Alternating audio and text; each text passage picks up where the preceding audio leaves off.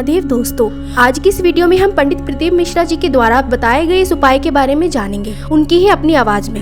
मंदिर में अगर दिया लगाने जा रहे हो, बाती लगाई है आपने मंदिर के अंदर, तो कुछ देर बैठिए, कुछ देर स्मरण करिए। हमारे यहां तो यहां तक कहा गया है कि किसी मुर्दे को अगर जलाया भी जाता है तो कपाल क्रिया तक रुकना पड़ता है कि थोड़ा रुकिए, कोई पीछे से आकर कुछ कर ना जाए। दीप जलाएं, थोड़ी देर रुकिए। और दीप का भी नियम है महाराज, दीप का भी नियम है। दिए में जो फूल बत्ती लगती है, गोल बत्ती लगती है, गोल वाली, ये बत्ती हमेशा कोई विष्णु भगवान की पूजन कर रहे हो, शिव जी की पूजन कर रहे हो, कोई अन्य देवता का अगर आप स्मरण कर रहे हो तो गोल बत्ती लगाई जाती है। भगवान के मंदिर में पूजन कर रहे हो तो गोल बत्ती लगाएं।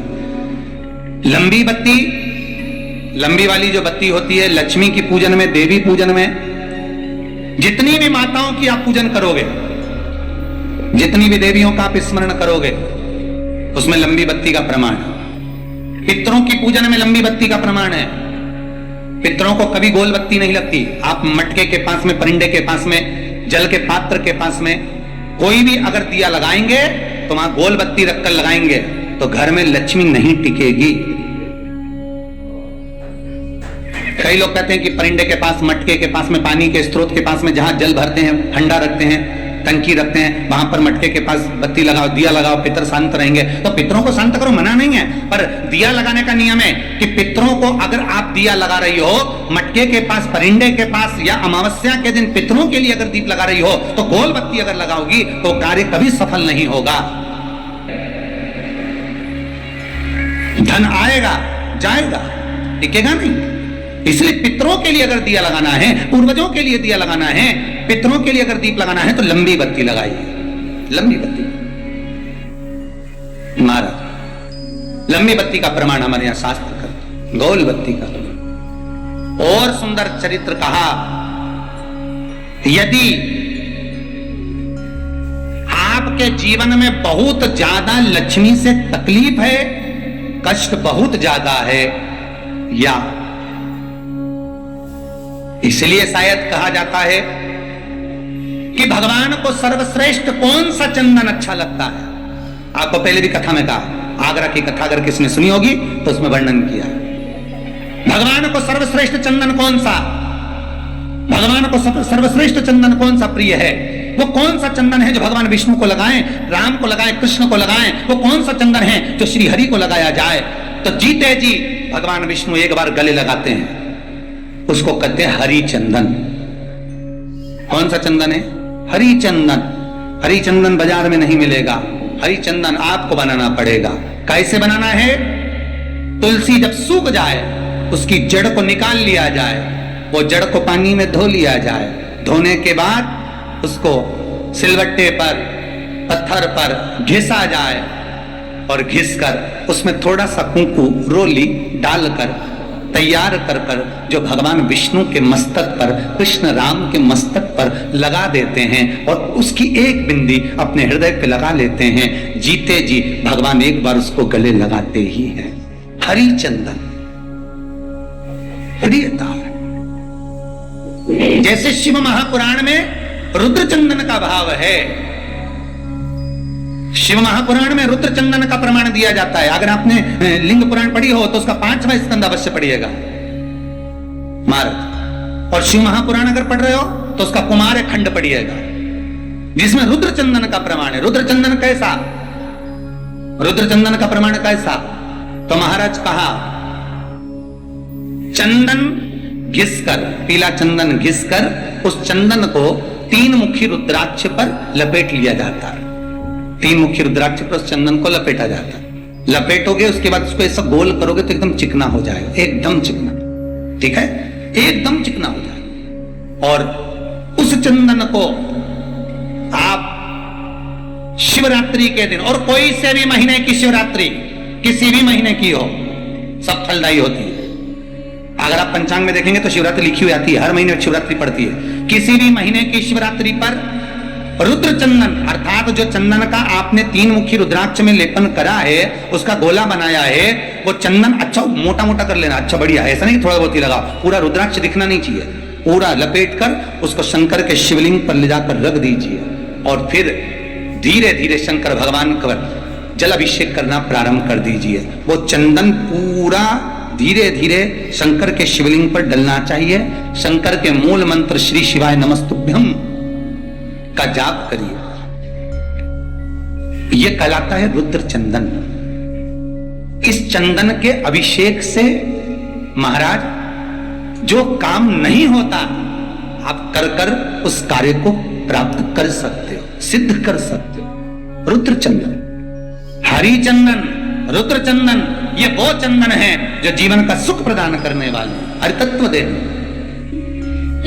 मंगल है, राहु है, केतु है, दशा बेकार चल रही है, लक्ष्मी नहीं आ रही, कष्ट बहुत है, फैक्ट्रियां नहीं चल रही, कहीं मत जाओ, मेरे शिव की शरण में जाकर एक बार शिव महापुराण को पूरी सुनो।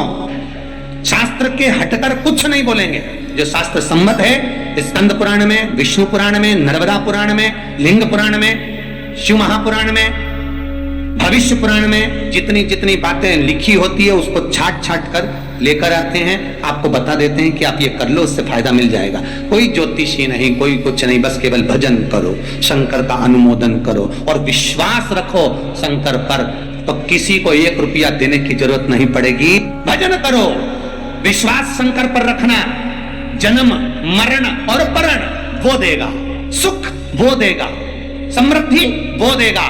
जिसके घर में बहु रिद्धि सिद्धि हो, जिसके घर में अमोद और प्रमोद पोते हो, जिसके घर में शुभ और लाभ दरवाजे पर बेटे बनकर विराजमान होते हो, जिसके घर में स्वयं अखंड सौभाग्य देने वाली पार्वती हो, जिसके घर में लक्ष्मी देने वाली लक्ष्मी बेलपत्र के पेड़ के नीचे झाड़ू लगाती हो, जो स्वयं सरस्वती को स्वर प्रदान करता है, वो शंकर है। जब सब कुछ उसके पास में है, कुबेर का खजाना वो चोर को दे देता है, जब सर्वस्वता उसके पास है, तो आप इधर उधर डोलते क्यों हो? क्यों डोलो? उस पर विश्वास रखो। वो शंभु, वो शंकर, वो त्रिकालदर्शी, वो कैलाशी, वो अविनाशी सुख देगा, आनंद देगा। आने का तरीका केवल उसको रिझाओ। जो मंदिर आंख से दूर हो, जिस मंदिर में कोई नहीं जाता, जिस मंदिर में कोई दिया तक नहीं लगाता, उस मंदिर में तुम जाओ और उस मंदिर में एक दिन जाकर प्रकाश कर कर आना, एक बार दिया जला कर आना, मंदिर की सफाई कर आना, शंकर जी पे जल चढ़ाकर उनको स्नान कराकर, कोई पत्ती पेड़ पौधे की पास में तोड़ के चढ़ाए आना। 2-4 बार कर कर देखना कितना शांति, कितना धीरज, कितना आनंद, कितनी समृद्धि, कितनी लक्ष्मी मिलती है। तुम करोगे तुम्हारा पेट भराएगा, हम करेंगे हमारा पेट भराएगा। स्वयं करिए। तो ब्रह्मलोक के देवता ब्रह्मा हैं, वैकुंठ के देवता भगवान विष्णु हैं, और मृत्यु लोक का अगर कोई देव है तो वो महादेव है, केवल शंकर, केवल शिव, मृत्यु लोक का देव। अभी एक विचार करो, तुम्हारे घर में अगर थोड़ी सी तकलीफ आई तो सबसे पहले अमेरिका में लड़का रह रहा वो आएगा क्या? पूना में बच्चे रह रहे हैं वो आएंगे क्या? इंदौर में बेटी रह रही वो आएगी क्या? उज्जैन में कोई रह रहा है वो आएगा क्या? सबसे पहले वो आएगा जो तुम्हारे घर के पास होगा या घर के करीब में होगा, बिल्कुल लगा हुआ होगा या घन में होगा। अब आप कहां रहते हो? जितने लोग कथा सुन रहे हैं सही बताना, कहां रहते हो? पृथ्वी पर मृत्यु लोक में रहते हो। और पुकार किसको रहे हो? ब्रह्मलोक में। पुकार किसको रहे हो? वैकुंठ लोक में। पुकार किसको रहे हो? इंद्रलोक में। और जो घर के घर में रह रहा है, जो तुम्हारे पास में रह रहा है, जो मृत्यु लोक में रह रहा है, उसको तो बुला ही नहीं रहा। कई लोग कहते हैं मृत्यु लोक। कई लोगों की आदत है पड़ोसन को तो खूब चाय पिलाएंगे, प्रैक्टिकल करना। जब जिस दिन लगे कि व्यापार ठीक नहीं चल रहा, आज लगे कि आज पैसा चाहिए और आ नहीं रहा, आज तुम्हें 5,000 की, 10,000 की, 50,000 की, 1 लाख, 5 लाख की जरूरत है और कहीं से आवक नहीं है, भगवान कहीं ना कहीं से आ जाए, ऐसी कृपा। तो कुंडकेश्वर महादेव का नाम लेकर एक पुष्प उसका अंतर कर दो, जिस जगह से तुम कमाते हो, जिस जगह पर, जिस गादी पर, जिस कुर्सी पर तुम बैठते हो, उसके सम्मुख में उस पुष्प का मुख बाहर होना चाहिए, उसकी डंडी, उसका जो डंडी का भाग है वो हमारी ओर, हमारा आकर्षण। जैसे भगवान को जो फूल देते हैं, आपको मालूम होगा ना, भगवान को जो पुष्प देते हैं तो पुष्प का मुख कहां रखते हैं? भगवान की ओर, ठीक है। मतलब जैसे भगवान गोपाल जी बैठे हुए हैं तो भगवान को अगर आप पुष्प दोगे तो फूल का मुख किधर रखोगे? भगवान की ओर। डंडी का मुख किधर रखोगे? अपनी ओर। उसी तरह जब अपने कार्य की सिद्धता के लिए अपन कोई कार्य कर रहे हैं, किसी को देना है हमको, तो ये पुष्प का मुख बाहर की ओर रखना। हमको जब काउंटर पर रखे तो सम्मुख रखे कि इससे हमें कुछ प्राप्त हो। पर दुनिया के लोग उल्टा फूल चढ़ाते हैं भगवान को। तुम हमेशा देखना, शंकर जी के मंदिर में जाएंगे तो जो शिवलिंग होगा ना, शंकर भगवान का, जितने पूजन करने वालों को देखोगे ना, ये शंकर जी का शिवलिंग, तो फूल कैसे चढ़ा के आएंगे? ऐसे जमा के आएंगे, डंडी भगवान की ओर कर देंगे, फूल अपनी ओर कर देंगे, और ऐसे भगवान को चढ़ाएंगे। फूल का मुंह अपनी ओर, डंडी का मुंह तुम्हारी ओर, मतलब कांटे तुम्हें चुभेंगे। हमें तो अच्छे लोगों को पुष्प चढ़ाना भी नहीं आता।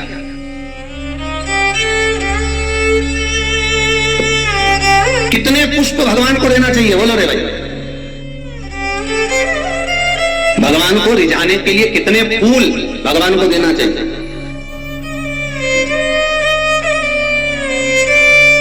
बोलो तो, कितने पुष्प भगवान को समर्पित करना चाहिए? महाराज, भगवान को कितने पुष्प देना चाहिए रिझाने के लिए? भगवान को, अभी यहां से आवाज आई थी, 4 पुष्प भगवान को समर्पित करना चाहिए। कितने पुष्प? 4। बचपन, जवानी, अधेड़ी और बुढ़ापा, 4 अवस्था संवारने के लिए भगवान को 4 पुष्प दिए जाते हैं। पुष्प देते समय, जिस दिन तुम भगवान को पुष्प दे रहे हो उस दिन हमें कुछ भी नहीं कहना, हमारी तरफ से ये पुष्प भगवान से कहे। पुष्प भगवान से क्या कहता है कि भगवान मुझ में जैसी सुगंध है वैसी इसके जीवन में सुगंध देना। पुष्प कहता है भगवान जैसी मुझ में ताजगी है इसके जीवन में वैसी ताजगी देना। पुष्प कहता है भगवान जैसे मेरी पत्तियों में रस है इसके जीवन में खुशियों का रस भर देना। ये पुष्प कहता है भगवान से। हमें नहीं कहना भगवान से। भगवान को पुष्प दे दिया तो भगवान समझ गए। और वो पहले कौन सी कजन कहा शादी में गए थे राम, तो याद आया स्टेज पे ऐसा लड़का घुटना टेक के ऐसे तो बोलता राम ऐसे दे रहा है। तो हमने पूछ लिया भैया ये हमारे यहाँ तो ब्याह में जब भावर होती है उसके पहले जयमाला कराते हैं, माला पहना देते हैं, तो ये फूल मूल का चक्कर तो हमको समझ में नहीं आया। तो हमने पूछा ये फूल काय को दिया? तो कहा गुरु जी समर्पण के लिए दिया। हमने कहा बहुत बढ़िया। तो हमने कहा गोभी का दे देता तो सब्जी तो बन जाता। हम समर्पण के देव मना नहीं है, पर हमारे यहाँ ऐसा विधान नहीं है फूल वगैरह देने का।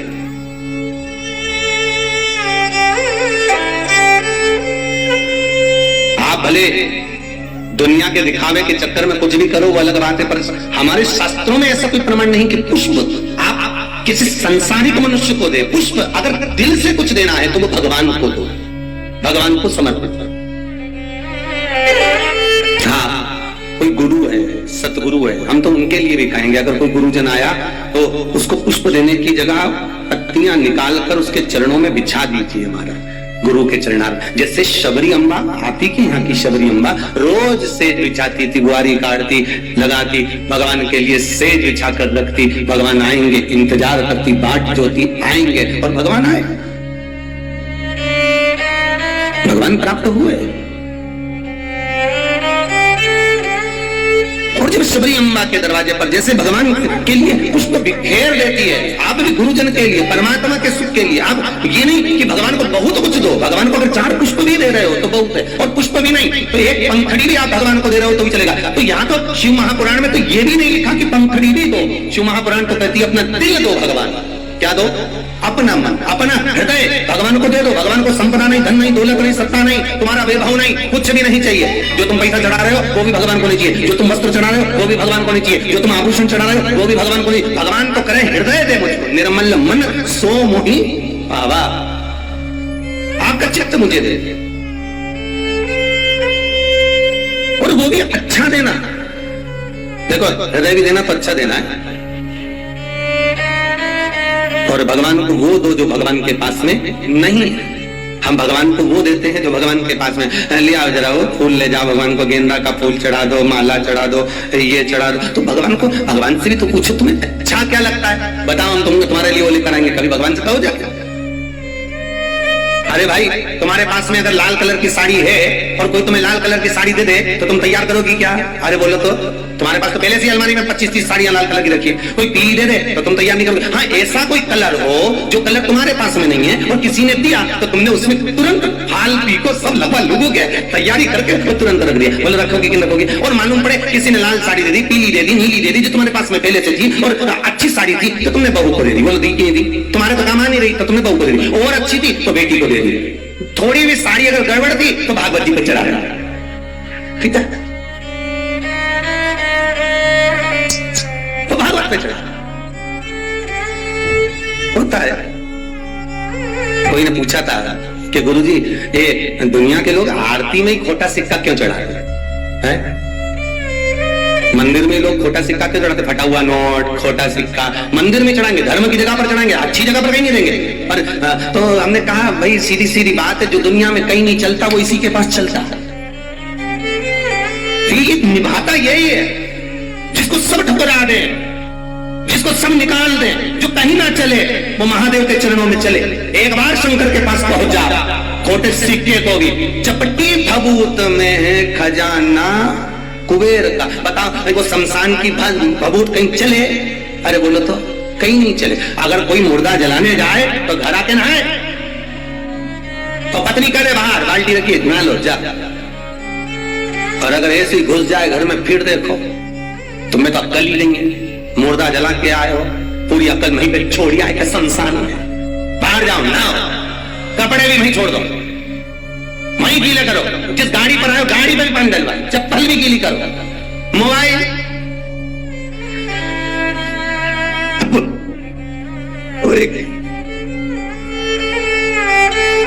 पता नहीं बोली धीरे से मारा तुम पानी छीट दूंगी। अब माता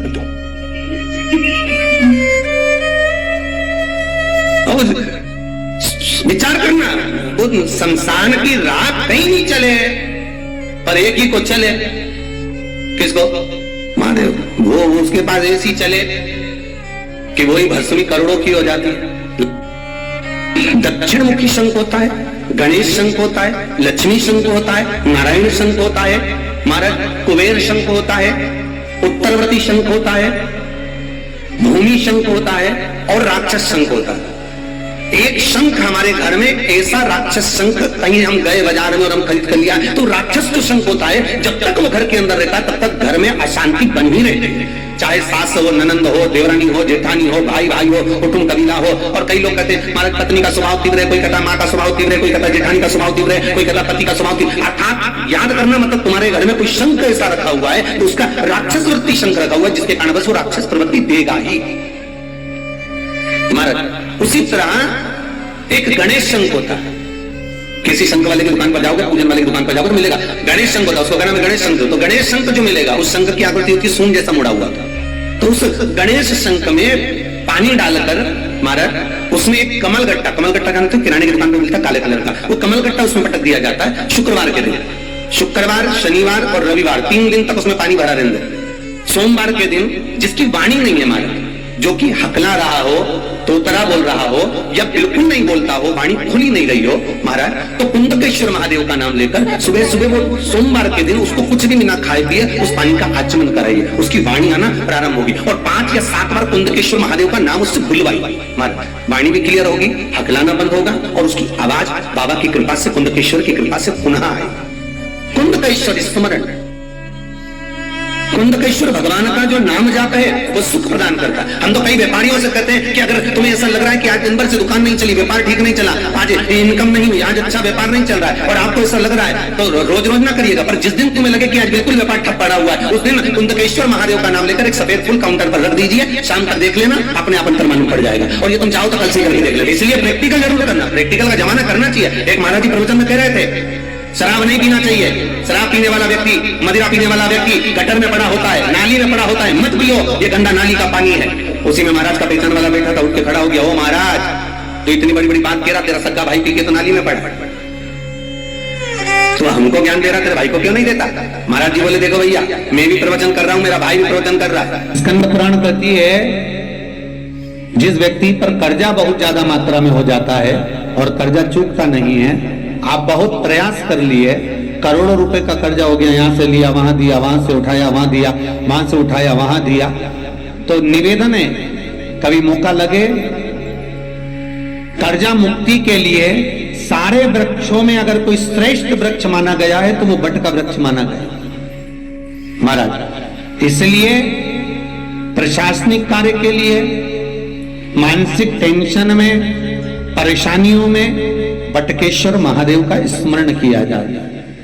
और यदि निवेदन करूंगा बहुत ज्यादा, यदि आपको कर्जा हो गया, बहुत ज्यादा कर्जा हो गया और वो कर्जा चूक ही नहीं रहा, तो थोड़े दिन बड़ के पेड़ के नीचे आप बटकेश्वर महादेव के लिए 1 लोटा पानी, उसमें थोड़ा सा पिसा हुआ चावल पीस के गला लेना चावल को और पीस लेना, पीस के उस पानी में मिला लेना और मिलाकर उसमें थोड़ी सी हल्दी पिसी हुई डालकर बटकेश्वर महादेव के नाम से बड़ के पेड़ के नीचे अपनी कामना कर कर जो कर्जा हुआ है उस कर्जे का भान देते हुए, स्मरण देते हुए छोड़ दीजिए।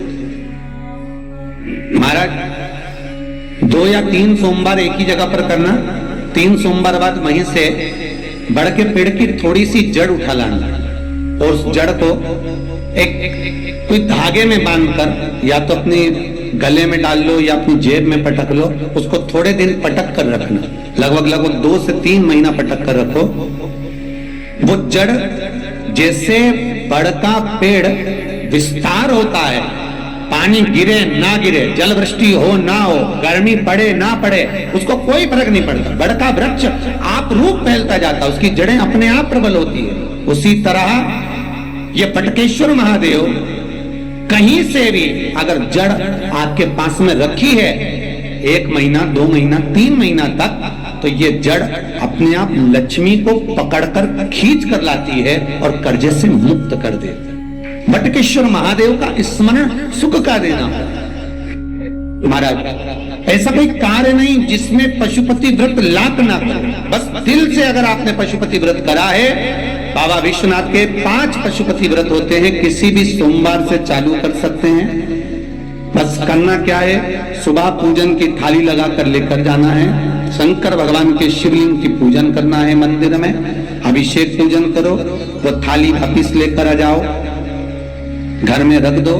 उसी थाली में शाम के समय प्रदोष काल में सूर्य डूब रहा हो, उसके कुछ ही समय के बाद आप आनंद में 6 दिए घर से लेकर जाओ, थोड़ा सा मीठा बनाकर लेकर जाओ और 5 दिए शंकर जी के मंदिर में लगाओ। पूजन करने के बाद में मीठे के 3 हिस्से कर दो, 2 हिस्से बाबा के मंदिर में अलग अलग रखिए, एक ही प्लेट में 2 हिस्से नहीं रखना है, दोनों हिस्सों को अलग अलग कटोरी में, अलग अलग दोने में, अलग अलग प्लेट में बाबा को रख दो और एक हिस्सा, एक दिया लेकर आ जाइए।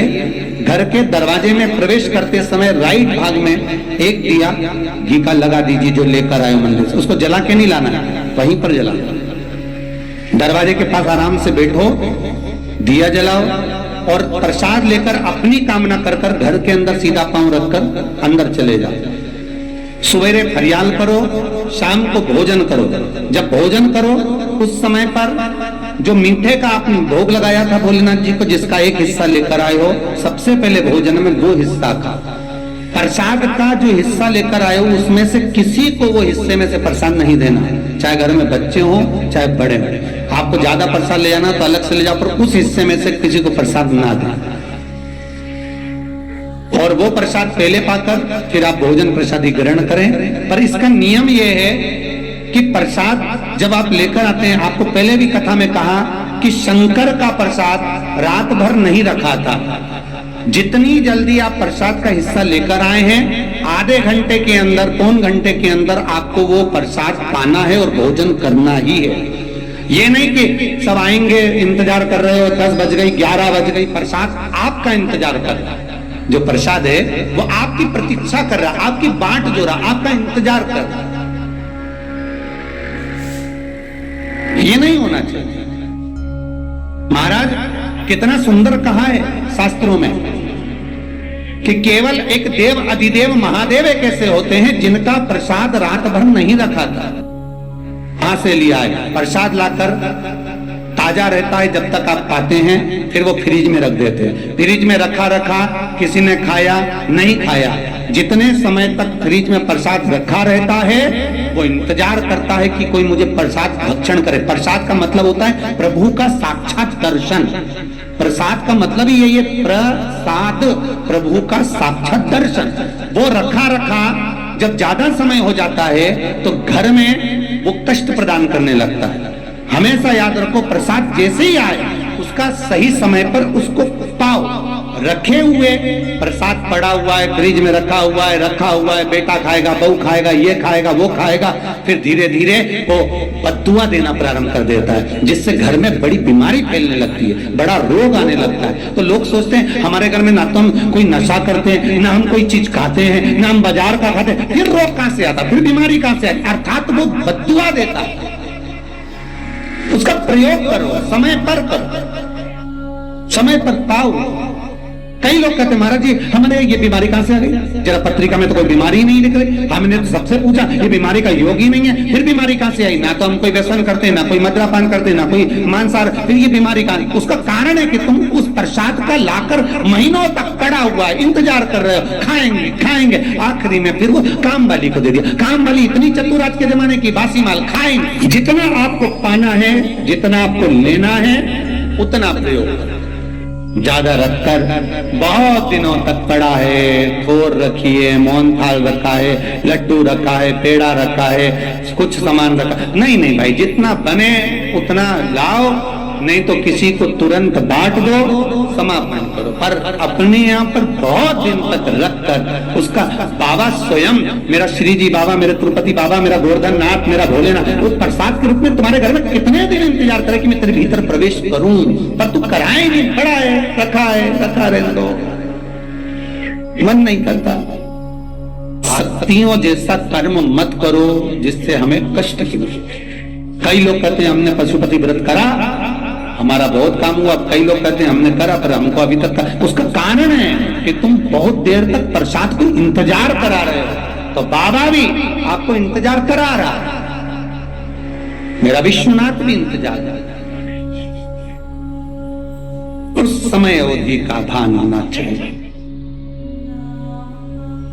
निगाह हटी, दुर्घटना घटी, बस ध्यान रखो। हम कहते हैं कि हम पूजन करते हैं, हम पाठ करते हैं, हम अर्चना करते हैं, हम अनुष्ठान करते हैं, हम भगवान की सेवा करते हैं, फिर दुख हमको ही क्यों आता है? उसका कारण केवल इतना सा कि दुख हम खुद बुलाते हैं, दूसरा नहीं। हम स्वतः पशुपति व्रत 5 व्रत करो। 5 व्रत पूर्ण होने पर कई माताएं कहती है कि बीच में हमारे व्रत छूट जाते हैं रजस्वला धर्म के समय पर, तो व्रत तो करना पड़ेगा पर पूजन नहीं होगी और वो गिनती में भी नहीं आएगा। पर व्रत करना है पर गिनती में नहीं आएगा।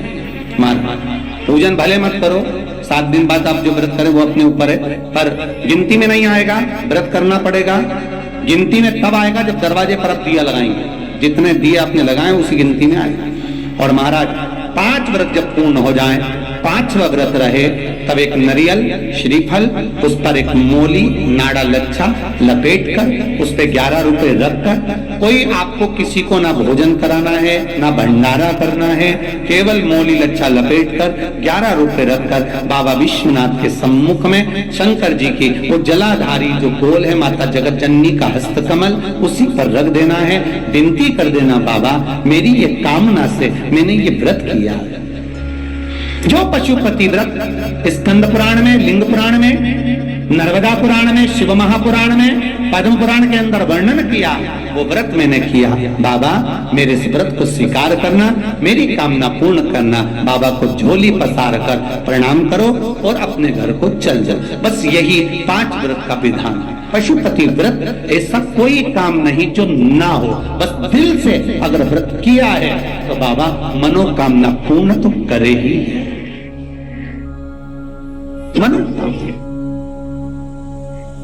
आप हमारे घर के, चाहे घर की धर्म पत्नी हो, चाहे भांजे हो, कोई प्रॉब्लम होती है मुझसे कह देते पशुपति व्रत कर लो, हो जाए।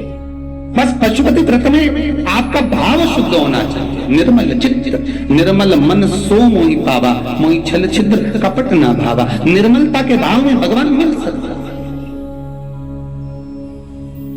और फिर निवेदन करूंगा, एक लोटा पानी चढ़ाओ ना चढ़ाओ, और बाबा से दिल से आप मिलो तो एक बार दिल से उससे कहो तो। शिव शंकर का पशुपति व्रत केवल सांसारिक मनुष्य ही नहीं करता, ये पशुपति व्रत देवता भी करते हैं। कई लोग कहते हैं बेटी की विदाई में सबसे ज्यादा मां रोती है, पर शिव महापुराण कहती है बेटी की विदाई में जितना बाप रोता है शायद उसके बराबर कोई नहीं रोता होगा, क्योंकि बेटा मां को प्रिय होता है और बेटी, अरे बोलो तो, बाप को प्रिय, बाप को प्रिय है। तो कई बार बेटियां ऐसा शब्द बोल जाती, पापा मैं जा रही हूं, आपने मेरी शादी कर दी है, मैं दूसरे घर जा रही हूं, पापा पर आपकी बहुत याद आई। पापा सुनो, तुम्हारा स्वास्थ्य ठीक नहीं रहता, शुगर बढ़ी रहती है, कुछ ले लिया करो दवाई। और बेटी जब घर से विदा होती है ना, तो केवल बेटी अगर घर से जाती है तो अपने पापा का मुख देखती है बार बार। लोग कहते हैं गाड़ी में बैठने से पहले विदाई के समय पर बेटी घर को नहीं देख रही है, पिता को देख रही है, और फिर घर को घूम कर देखेगी। मम्मी से कहती, मम्मी मेरी विदाई हो रही है। और आजकल तो होटलों से विदाई हो जाती है, धर्मशाला भवनों से, गार्डन से विदाई हो जाती है, पर बेटी अगर कहीं से विदा होना चाहती है तो अपने घर से, मम्मी एक बार मुझे घर और देख लेने दो, मेरे को आपने, मम्मी आपने मुझको दूध पिलाया है, कैसे पाल पोस कर बड़ा करा माँ, पर बेटी बड़ी हो गई और दूसरे के घर ब्याह कर जाती होगी, उस माँ का कलेजा कितना रोता होगा जिसको पाल पोस कर बड़ा करा और दूसरी जगह भेज दिया। तो बूढ़ी से बूढ़ी माँ भी होती है ना, उसको भी त्योहार पर अपने मायके की याद आती है। वो भी अपनी बहू से कहती है मेरे 4 भाई हैं, 4 राखी धर दे मेरे भतीजों के लिए रख दे। मम्मी वो राखी पहुंचेगी नहीं तो, इतने में बूढ़ी से बूढ़ी माँ भी कहती है रख दे तू, वो पहुंच जाएगी मुझे उम्मीद है। और बूढ़ी से बूढ़ी माँ भी, जब माँ बाप जिंदा रहते हैं ना तब तक, माता पिता अगर जिंदा हैं तब तक बूढ़े से बूढ़े व्यक्ति को भी अपनी माँ की याद आती रहती है। बेटियों की आंख में भले घर में व्यस्त रहती है, पर जब जब मायके जाती है तो बूढ़ी बूढ़ी माँ अपनी बेटियों को गले लगा कर कहती, बहुत दिन हो गए तू आती क्यों नहीं है? मम्मी बहुत फैला रहा है, घर में काम सरता नहीं, बहुत साथ है। भाई माता पिता जब चले जाते हैं ना तब बेटियां मायके आना कम करती हैं, अब नहीं आती। भाई और भाभी कहते हैं जीजी क्यों नहीं आती? भैया पापा की बहुत याद आती है। और माँ बाप से निवेदन है अपनी बेटी को कभी दूर गांव मत बिहाओ, बहुत दूर भेज देते हो भाई तो मुंह देखने के लिए तरस जाती है। कई माँ बाप तो कोई पड़ोसी भी जाता है ना उसके साथ भी झोला रख कर भेज देती है। माँ आज पड़ोसी जा रहा है, अपने पति से कहती सुनो जल्दी जाओ, जल्दी से बेसन ले आओ, मैं लड्डू बना देती हूँ, मेरी बेटी को बहुत अच्छे लगते हैं, और तिल्ली की गजक अच्छी लगती है, जाओ। और अपने वो हलवाई की दुकान है ना उसके यहाँ से सामान लिया, उसको यहाँ के सेव बहुत अच्छे लगते हैं, जाओ। और कोई जा रहा हो बेटी के घर पूरा झोला बांध के, उसमें रुमाल बांध कर, माँ उस थैली को तैयार कर दे देती और कहती मेरी बेटी को दे देना। कहना अब की बार कोई आ नहीं पाया, और बेटी को जब देता है ना तो बेटी सबसे पहले पूछती है काका जी आप आए, मेरे पापा कैसे हैं, मेरी मम्मी कैसी है। बेटी का सबसे पहला झोले पर विश्वास नहीं, संबोधन बेटी पर।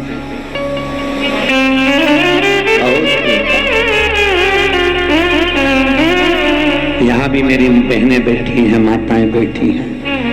जीजियों ईमानदारी की बात है, कैसे आप लोग अपना घर छोड़कर आते होगे, दरवाजे को जब देखते हो, और कई बार अपने खिलौने के कमरे में भी जाते होगे। अभी भी शादी होने के बाद भी आपको अगर मायके की याद आती होगी ना, तो पापा के साथ बैठकर खाई हुई वो रोटी जरूर याद आती है।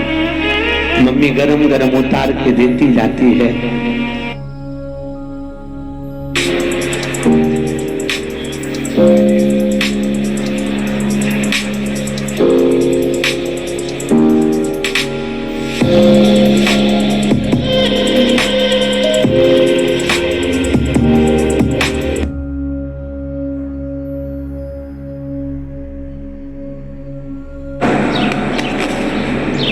₹60।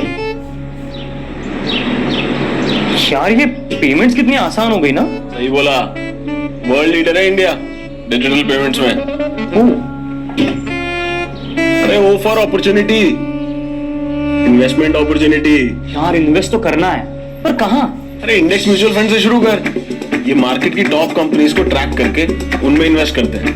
इंडिया बढ़ेगा, सेंसेक्स उठेगा और साथ में तेरा इन्वेस्टमेंट। तुझे कैसे पता? अपस्टॉक्स ने सिखा दिया। पूरे होमवर्क के बाद रिस्क और रिटर्न्स दोनों का एनालिसिस करके टॉप फंड्स लिस्ट किए हैं। खाता खोला क्या? Upstox, invest right, invest now. Investment in the securities market are subject to market risks. Read all the related documents carefully before investing.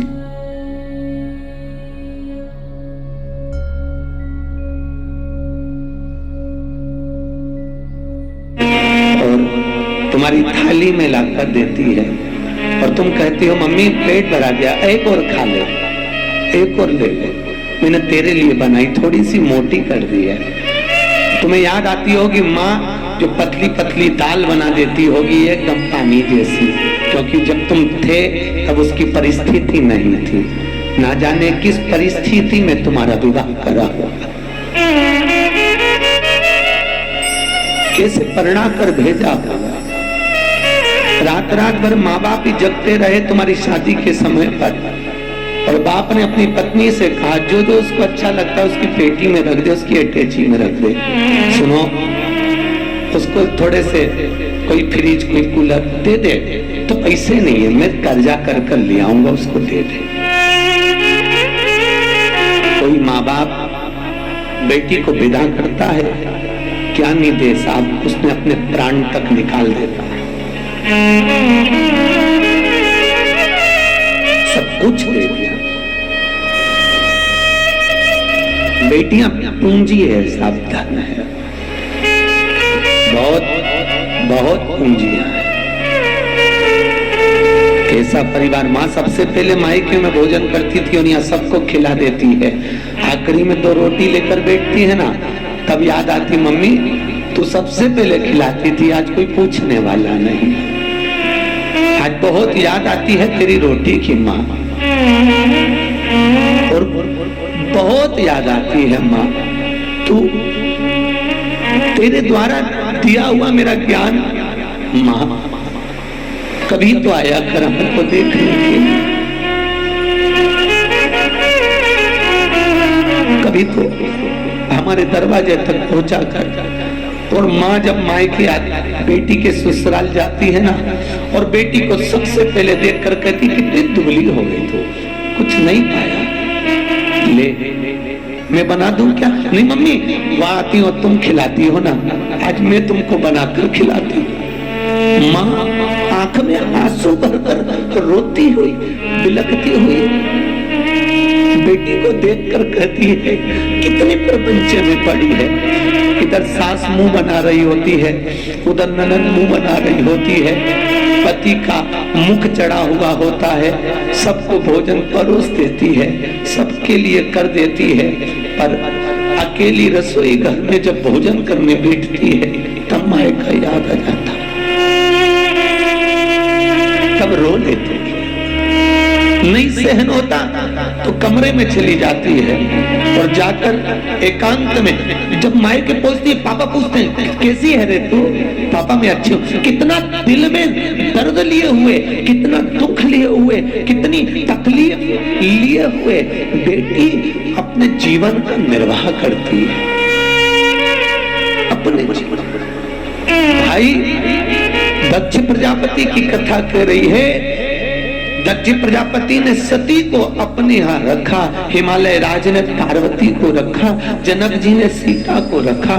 जब तक बेटी घर में रहे तो समझना भगवान की करुणा है और खूब प्रेम से रखो। ना जाने उसके किस्मत में, उसके भाग्य में तुम करोड़पति का घर भी देख कर दे दोगे तो ना जाने क्या उसकी किस्मत है और कितना उसको मिलना है। ये उसका भाग्य है, उसका भाग्य उसके साथ, किस्मत उसकी अपने साथ है। आप बहुत अच्छा देख कर देते हो कोई माँ बाप, हम तो कहते हैं बेटी, लक्ष्मी और गाय, गौ माता, 50 बार विचार कर देना कि ये किसको दे रहे हैं। बेटी को देने से पहले 50 बार विचार करो ये लड़का इसके लायक है कि नहीं।